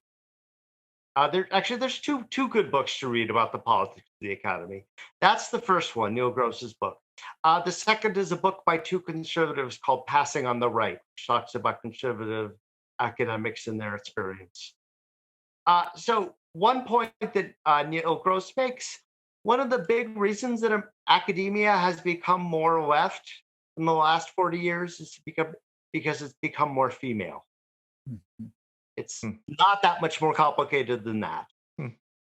Women are more liberal than men, or they've become more in recent years, and there are more women in the academy. That explains a lot of it. That's fair. I think I would welcome, welcome conservatives, more conservatives in academia. But the other point that Neil Gross makes is they select themselves out. They don't want to be academics. Yeah, I agree with that. So I think it's fair to look at, I wouldn't argue that this is predominantly caused by like literal discrimination keeping conservatives out. I think that there's generally a somewhat unfriendly atmosphere, and conservatives voluntarily leave. And actually they voluntarily left throughout, like, say, the 80s, and a lot of them went to think tanks, etc. In retrospect, that was probably a catastrophic mistake, because it let the university system skew even more left than it already did. And now I don't blame conservatives for not wanting to be in academia, because it is, I don't say this lightly, because I think people should have a thick skin, and I do. I have fun getting ripped up. You see people rip me up on Twitter all the time, and it's all in good fun. That's fine. But academia is very hostile to conservatives. It just is. You go to these conferences, it's almost like I don't think I'm overstating the case here. I'll focus on social psychology, which I know the best of the fields. It's almost an arm of the Progressive Party at this point. The people routinely just make jokes and mock conservatives in a way that you would never allow them to do with any other kind of group. Now, I don't mind criticizing ideas, but mocking a total group of people and mischaracterize them, just stereotyping them in a way that they would find repugnant if you did it with other groups, I think that is a problem, and it does cause conservatives not to want to go into academia. Just to make a clarifying point, I was not saying that liberals were pushing conservatives out, or that was very intentional. I was not making that point. I was saying, I think, some of them kind of sorted themselves out. I think that regardless of the ideology, the origins of it, that is where it is currently, which it sounds like I think all of us agree that we should probably have more, diversity of thought and how those things work. But I think this goes back to the larger point of what we were saying of in going in many journals, more so now. You gave your example, Nick, from 20 years ago, but I think maybe a little more now. Maybe I wouldn't go as far as Bo to say it's a crisis, but it does trend that way of, well, if there's certain things we just can't ever release or publish, that's a little problematic. Because how are we supposed to have good dialogue or conversation about different points of research? Ken, after the storming of the Capitol, and for those who saw Trump for what he was for all along, I hope you can understand something of a Manichaean mindset among some liberals. But even before the Capitol, right? This was happening before January 6th. Like, I hear you. Yeah. I hear you. But even before January 6th, like this was happening. Even before January, this was always, I mean, as soon as it was clear that this person was going to become president. I think Trump was repulsive from the beginning. I mean, I voted for Hillary Clinton, despite the fact that it wasn't like my favorite option, because I thought Trump was so heinous, and I did not vote for Trump. No, I know. I'm just saying, if you can. But I think what you're doing is you're sort of being unfair to conservatives in a way that you're not to progressives, because you are. But conservatives are the. I feel comfortable in saying that conservatives are the party of Trump, where progressives are not the party of D'Angelo. Progressives are, but I think, I agree with you that there's a problem there with Trump. That's a problem. We all agree with that. I think what I think is unfair is this tying the insurrection at the Capitol, which was absolutely abhorrent, to the conservative movement in a way that you're not willing to tie all of the shit that happened over the summer to the progressive movement. Now, why did the progressive movement when mainstream progressives denounced it? See, that claim I find preposterous. I actually think the right denounced the insurrection much more forcefully than the left denounced what happened over the summer. I'm happy to find articles. Sorry, I'll just finish really quickly. I'm happy to find articles at the WAPO, the New York Times. You even had the NPR interviewing that woman who wrote In Defense of Looting. Right. Yeah, you had that, right? What else? Yeah, there was that In Defense of Looting. What else was there in WAPO and the Times that said looting is great?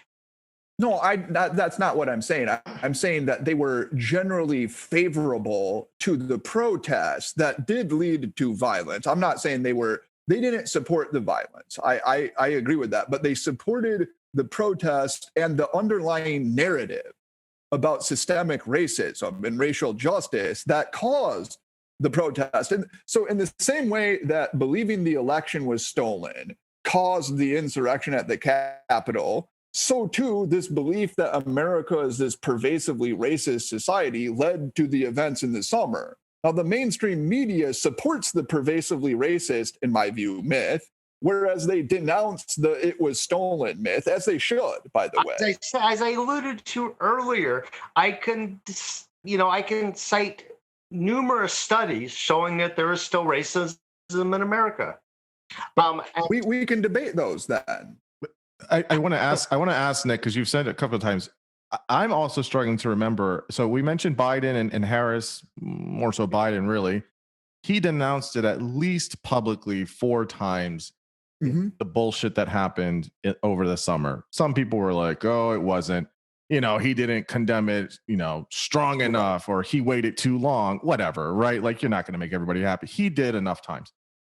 But I mean, I didn't hear, I might be wrong. Was Liz Warren and Bernie Sanders and AOC, like, who are the progressives that were publicly continuously denouncing the violence over the summer?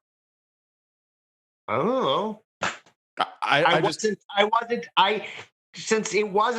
It never occurred to me that anyone condoned it. I wasn't searching for progressives to condemn it. This struck me as a canard, crafted by the right, that the left condones it. See, that strikes me as like a big double standard that you're holding conservatives to and progressives to, because I have no problem, one, denouncing both of them, and I did forcefully. I denounced both, and 2, blaming both parties for enabling extremists. I agree that does happen. I think one party has been enabled extremists much more. Did you miss the moment the rioters in Portland 2 days ago burning a Biden flag? Yes, they don't. I understand. I'm pretty sure Biden isn't enabling people to burn, who hate Biden. And I'm not blaming all of that on Biden or anything. It's the Democrats. Right. I think Biden sincerely disliked what happened over the summer. Now, contrary to Xavier, I will say that his denunciations were a bit feeble. And here's what I mean by that. He could have and should have given a 10-minute speech saying, this is why I don't like this violence that's happening right now. And he could have talked about it for a sustained period of time, and he didn't. But he did say he was against violence, and he said so about 4 times. And I applauded him for that. And I think that we should applaud him for that. But I do think that what happened over the summer is a direct consequence of a pervasive myth about the United States. Now, I think you're just making that up. There were riots in 1992 in Los Angeles. Were those the product of a pervasive myth about racism? There were riots in 1968 after Martin Luther was killed. Riots have many causes. Sure, I agree. That may be one of them. Yeah, I agree. It's complicated, but look, here's what happened. But no, you just said 2 different things. First, you said it was the result of the myth of systemic racism, and then you said it's complicated. Which is it? It can be both. It can be partially caused by that. You are a slippery motherfucker, bro. I don't see why that's slippery. I mean, things in the world. You said 2 different things. You said, okay, now 3. You said it was the result of the myth of American racism. Then you said it had many causes, and now you're saying it can be both. So which is it? Yeah, I don't see why those are mutually exclusive. In the real world, almost any phenomenon is incredibly complicated. That doesn't mean that it's not caused by something. It's caused by... Okay, we agreed. It's complicated, right? Right, we agree. Why did you say in the first place? Why did you even say the summer were a result of this notion of America as an inherently racist country? Okay, so let's take an example. Like, let's just even take an explosion in the barn. So I could say that the explosion in the barn was caused by a match. And you could say, well, actually, it was caused by oxygen, because if you don't have oxygen, you don't get the explosion. And I could say to you, yeah, you're right. They're both true. So I think that this myth of pervasive racism creates the conditions for a conflagration of rioting and protest. Now, the protest, I'm fine with. The rioting, I'm not. But here was the response over the summer. Major corporations started saying Black Lives Matter. Amazon, Audible, which I guess is owned by Amazon, so same thing, but banks, etc. They were endorsing. Can you imagine if after the insurrection at the Capitol, a major company said, like, we support conservative nationalism? That would be about the equivalent. People would be utterly horrified by that. That's because a majority of Americans support the idea of Black Lives Matter, not the crazy radical shit that you get if you go to the Black Lives Matter website, but they support the idea that Black people have experienced a unique burden in American history. And a majority of American people support that. A majority of American people have never supported Trump or conservative nationalism or MAGA or the siege at the Capitol or any of that other shit. Okay, that's a fair retort. I do agree with that. I think the problem is a lot of people see the Black Lives Matter as this kind of double talk where you're like, Black Lives Matter. And if what you mean is that Black lives literally matter, almost nobody disagrees with that. But then you have this other meaning that's related to this more radical movement that I'm very strongly opposed to, and probably we all are. And then it makes it hard to have conversations about it because you don't know which version you're talking about. And when Amazon endorses it, it's unclear what they're endorsing. What do you think they're endorsing? I think they're playing a game in which they're making a statement that appears innocuous and popular, but there is some winking to the movement, but I don't know. I honestly don't. Why do you think there's a winking to anything that is inimical to the prospects of Amazon? Oh, they're not. It's all about business. Yeah, of course. I agree with that. Yeah. We agree with that. They're not altruists here. No, they are not. Yeah. I would imagine, there's a small part of altruism. Sure, but sincere belief. There may be some real sincere belief, but by and large, I totally agree with you. It's about business. And look, we mostly agree here. I think the disagreement is emphasis in a little bit what I feel is that there's a little bit of an unfair double standard that you apply to me and that you apply to conservatism, saying we should be doing all of these things that I feel as though I do them. And I try to be nuanced here. And I try to admit where my side is messed up, where my biases are. When I'm wrong, I haven't heard a lot of, you know what, I was wrong about that. Or, yeah, my side fucks this up. Or, what are you talking about? I've denounced woke mobs. You did. Okay, you're right. You're right. Fair. That's fair. And that's where I think we could agree on most of these things, really. I do. I think. Yes, but you all, you often shroud this in a cloud of double talk that allows you to play all sides. For example, you've told me you are opposed to Roe, but you support abortion rights. Yes. But I think that's absolutely 100% consistent. I'm opposed to Roe because it was a bad judicial decision. Yeah. You know who else? Yeah. You know who else sort of resolved that? Who shared that judicial concern, but there was never any doubt about where she fell was Ruth Bader Ginsburg. Right, but I'm comparing you to RBG, Bo. That but it's an intentionally an invidious comparison because you never had any doubts about her support for abortion right or support for Roe, despite thinking it was decided poorly. However, the way you said when you frame it this way, and you've actually said it should go back to the states, that makes you're playing all sides, right? No, I disagree. I think you're expressing a support for abortion for conservatives, but you're also denouncing Roe and saying ultimately you must hope Roe is overthrown if you say it goes back to the, I think that's a commitment to procedural fairness, though. I sincerely fear a world in which abortion is made illegal in a number of conservative states, and that's what would happen.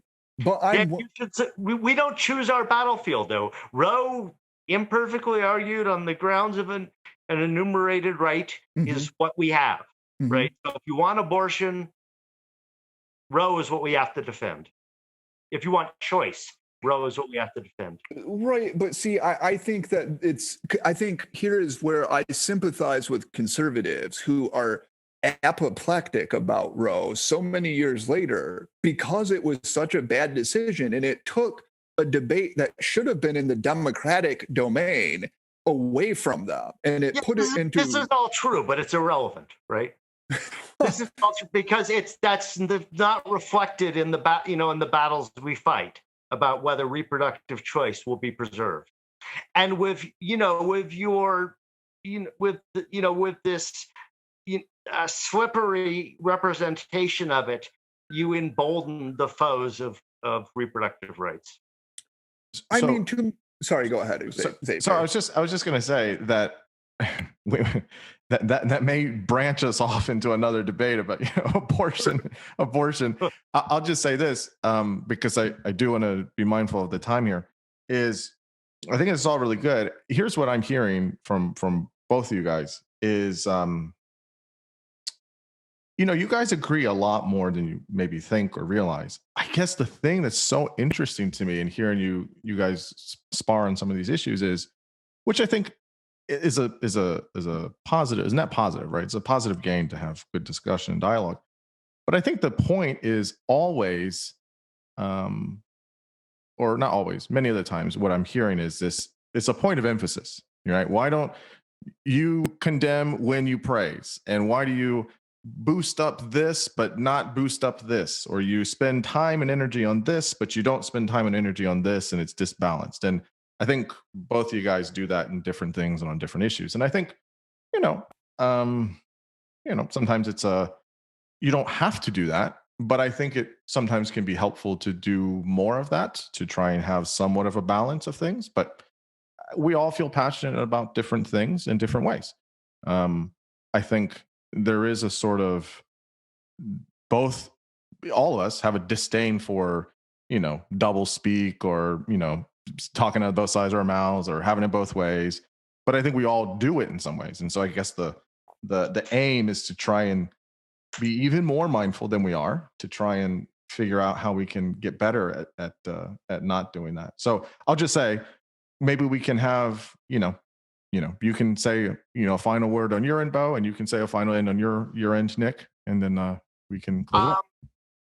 I've got like 10 minutes. I'm happy to use to prolong the discussion or whatever. I would mostly agree with what you said. I think probably I'm not the one doing most of the disagreeing, I would say. I don't chastise Nick. I don't say anything about him. I think my problem is just like, I think we mostly agree on a lot of things. We disagree on some.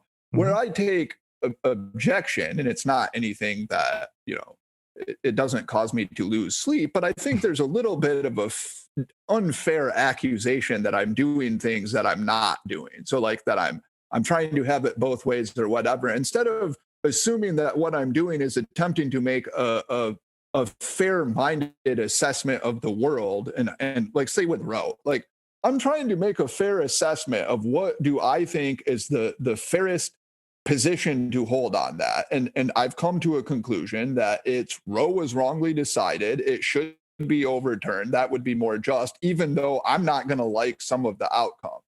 That's just my view. It's not like trying to have it both ways. I have views that piss off conservatives. I have views that don't piss off conservatives, right? It's just, I really do try to say what I mean. I'm sure I have my own biases, and I'm sure, look, like, do I fire off a tweet that's a little unfair because I know it'll get me some likes? Sure, of course I do, right? Like, we all probably do that, and that's, whatever. I will plead guilty to that. To do that. We should all. I agree. Yeah, I 100% agree with that. On to that point about Roe. So I recorded a podcast a couple months ago with an eminent Berkeley law professor named Martin Shapiro. Mm-hmm. And we talked about, I can give you a link if you want. It's fascinating. Mm-hmm. He has a lot of heterodox views that you might appreciate, including he thinks Korematsu was correct with the side. No, I need to hear that. Yeah. He has a good defense for why Korematsu was correct with the side. Interesting. Okay. But one point he makes is it's possible if the Supreme Court, he doesn't think the Supreme Court will overturn Roe. Mm-hmm. And if they do, he said, if they declare it is within their power to declare that abortion is murder.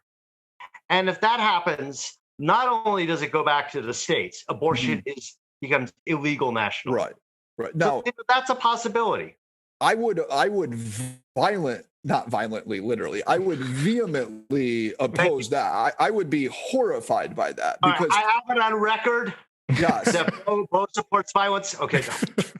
No, but what you do have on record, Nick, is that I would join your side, and I would be ferociously denouncing a decision if they made that kind of a decision. Because do you own guns, Bo?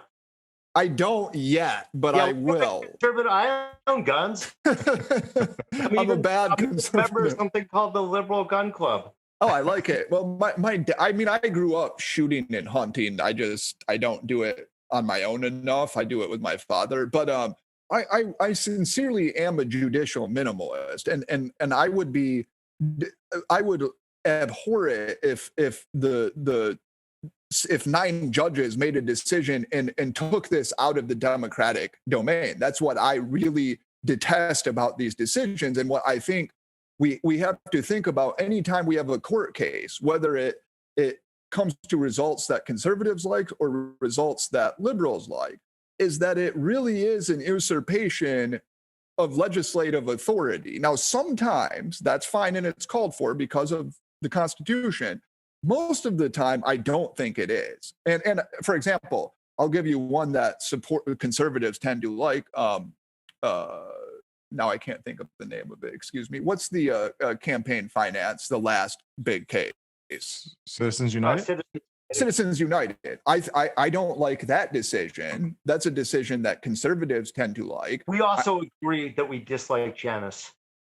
Yes, that's also right. Yeah, and so like in general, I think what you would find of my jurisprudential philosophy, which I need to listen to this because I'm very interested in jurisprudential philosophy, and people don't usually talk about it. It's not exactly a hot take on Twitter or something. It's not sexy. Yeah, exactly. I'm sure it's there. We're just not. None of us are. That's probably true. I mean, we're not. I try to find the people who are into it, but I generally don't. I think if you're going to strike down a law, there should be pretty unambiguous textual evidence in the Constitution that that law is unconstitutional. Otherwise, I defer to the legislative process. I guess my response is a broader indictment of the conservative movement and their jurisprudential fuckery over the last 50 years. Conservatives didn't care about Roe v. Wade until conservative activists, connected it with a couple other hot issues at the time, busing and curriculum, and the point at which the right started to, forge connections with evangelicals. They never cared about abortion. In 1973, Republicans supported abortion more than Democrats did. So, they sort of manufactured this as a concern. And the second, is just the superlative, egregious fuckery about the Second Amendment. Mm-hmm. I agree. Right? I agree. Gives every lie to this idea of, that conservatives actually believe in textualism or originalism. And in fact, in this professor, this guy we interviewed, he knew Scalia way back when. And, Scalia actually said, I believe in following the text of the Constitution when it's practical to do so. He wasn't dogmatic about it, like all of his later, or at least, publicly when all of his supporters came to believe. I think he called it. My point is that there has been a ton of bad faith by conservatives in their jurisprudence over the last 50 years. I 100% agree with it. I mean, I think Scalia said textualism was the least bad interpretive philosophy, but no, you're right. I agree with you. There has definitely been hypocrisy and bad faith on both sides, and that's really not on both sides. Not on both sides. That's my point. I think the road is. Tell me a bad decision of the Supreme Court of the last 50 years from the left. I think that Obergefell was a bad decision. I think Bostock was a bad decision. You think Obergefell was because of its? Okay. Yeah. Do you think that gays should be able to get married? Absolutely, 100%. So you think it was a bad decision just because it superseded the, the brief of the Constitution? This shouldn't have been decided by the people. The Supreme Court was following the popular consensus at this point. Yeah, but that's fine. But I'm a federalist. I think that states should have powers, and I also don't think that you should usurp those powers using these vague intimations about something that was in the 14th Amendment. Right? It's not there. There's nothing in the Constitution. Nobody who endorsed the 14th Amendment thought that they were making it unconstitutional to ban homosexual marriage. It's just I don't like that. Now, personally, I would 100% vote for gay marriage in my state, and I would encourage everybody to do so. But I don't think that's a constitutional issue. Well, I think that there's two levels, right? I think I hear it, right? I hear it on both sides. It is tough. I think that yes, if we just take what is, I hate to say popular, right? But what is in the populace or what is society at large, that's fine. But we can't ignore or override some of the judicial aspects of things as well, such as how states determine things as well. So it's like there is a jurisprudence process where it's like, okay, like it goes back to the Roe v. Wade thing, which is like, sure, we all probably agree that, abortion should be legal, but that doesn't mean that legally or in the jurisprudence of it, it was a bad ruling. That doesn't mean that you we both and I agree. Right. I don't agree. I agree about the outcome, but we're talking about deciding it on the basis of privacy, which is, it's not that it was bad, it was weak, right? It's very weak. Enumerated right is weaker than I think enumerated right is weaker. In general, I'm hesitant to use substantive due process, which is what we call this, substantive due process, to find new rights. I think that I'm just very reluctant to do that, because that can work, that can have bad outcomes on both sides, right? So, for example, what if the court in 2026 said, you know what, all minimum wage laws violate the freedom to contract? And how do we know there's a freedom to contract? Well, look at the 14th Amendment, look at this amendment, and therefore we're declaring it unconstitutional to have a minimum wage law in a state. I would find that appalling. And that's why I don't like that on either side. Mm-hmm. Yeah, it's the procedural aspects of it where it's like, hey, we have institutions and we have procedures, and it's really slow and really frustrating, and it moves in millimeters. Yes. But if we don't use them, or we make too many exceptions on big things, then that is a problem. Like, if it works fine, kind of like what your point is, Nick, like it has worked mostly, I think, in the favor of liberals for the past 50 years. And, no, I disagree. And has done many good things for us as a society. I totally disagree. Yeah. Pushed us for making abortion illegal, making that people, gay folks can get married and have many of the same provisions that heterosexual couples have, so on and so forth. But if you put that in the other way, that's not a good thing. And I think a lot of people wouldn't like that. I think that's where you have to say, we have to use the procedural aspects of our institutions and not just say, well, what's the pulse of, society at the moment?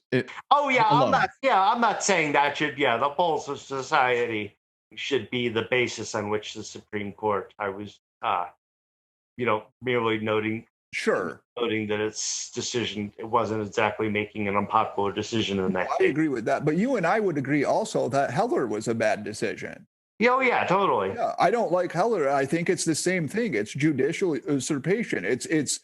Look, like, we can have abstruse debates about the Second Amendment, but I think it's not evident that what was meant by it was that individuals should be allowed to own handguns, right? And so therefore, I would defer to states and localities. And I would say, if you don't like the law, try to get a Democratic majority to vote it out. And that's what we should do. And procedural fairness is really important, because individuals in a country need to feel as though they have a fair shake getting their views into the system. And when you take that away from them with 9 justices, they get really angry about it. And I don't blame them, because it's a very angering thing. Since that is a point well expressed, Bo, that we can all agree upon, is that a good closing point? Sure, yeah. Yeah, we can have consensus. I can give you... That was good, Bo. If you guys want to... I appreciate it. If you want to give, 2 minutes just to general summation of your thoughts or whatever, we can do that if you want. Yeah, I do. Please. Let me give mine first. I'll say I appreciate discourse, debate, disagreement. It was great to do this. I enjoy it. I think we should do more of this, and this is how people should handle it. It's often harder to do it on Twitter because you only get 248 characters. So somebody says bullshit this, and then you're like, oh, I want to do this. So it's good to be able to actually have these conversations for 2 hours and to find out, you know what, we mostly agree on a lot of things, and there are a few disagreements, and you know what, that's how it's going to be. And we could debate those for 4 more hours. Maybe we'd get somewhere. Maybe how about it, Xavier? Let's see how much my bladder can hold. But yes, I agree with this. But just in general, just props to debate and disagreement. Yeah. Nick? And, we'll get podcast pans so we can go longer. Do you have any final thoughts, Nick? Do I have final thoughts? I may have shot my load. That sounds unpleasant.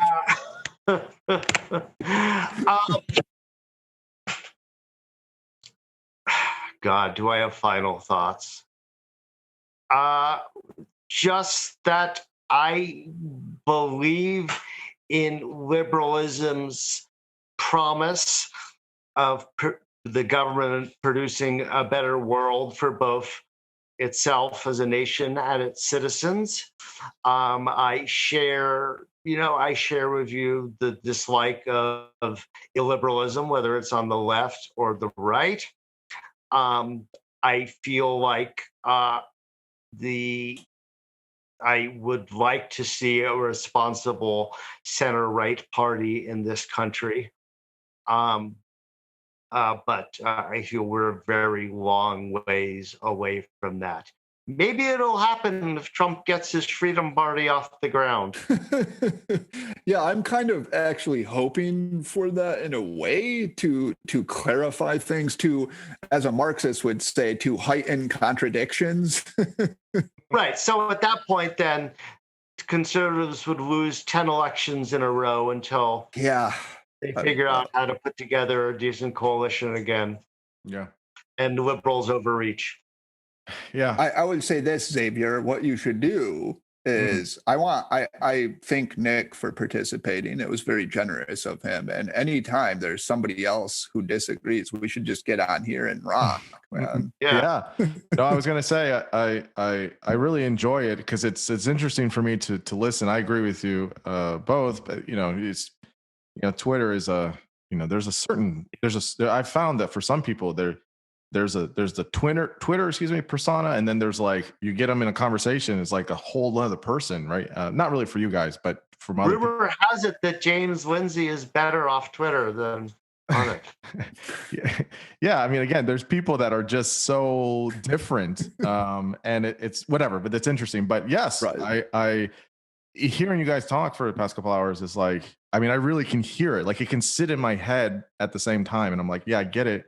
And so I really appreciate you guys for I really thank you for having us on, Xavier. It was a lot of fun. I really enjoy this kinds of stuff. It's really good, especially from really two smart guys like yourself, and hopefully people can look at that example and say like, hey, maybe I don't need to call someone a fucking asshole. I can just like actually talk to them and hear their positions, even if we disagree, and it's all good. So hopefully that's the example. So discourse.